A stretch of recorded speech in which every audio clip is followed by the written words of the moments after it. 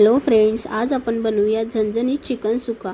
चला तर त्याच्यासाठी आपल्याला लागणार आहे पाव किलो चिकन घेतलं आहे मी त्यात, आणि त्याच्यात आलं लसूण पेस्ट टाकून घेतलेली आहे।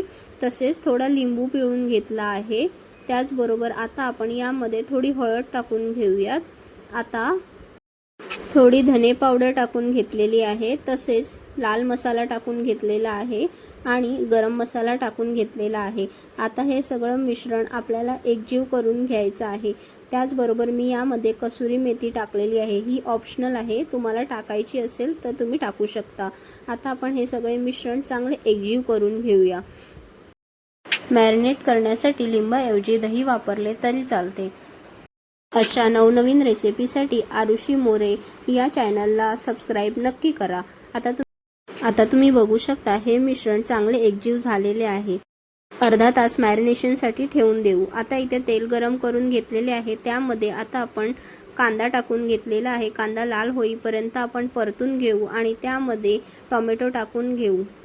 कांदा टोमॅटो शिजल्यावर आता आपण यामध्ये कढीपत्ता टाकून घेतलेला आहे। तसेच यामध्ये आता आपल्याला मालवणी वाटण टाकायचे आहे। मालवणी वाटण टाकल्यानंतर थोडे शिजवून घेऊ, त्यामध्ये हळद टाकून घेऊ आणि थोडा गरम मसाला टाकून घेऊ। वाटप शिजण्यासाठी चांगले परतवून घेऊ।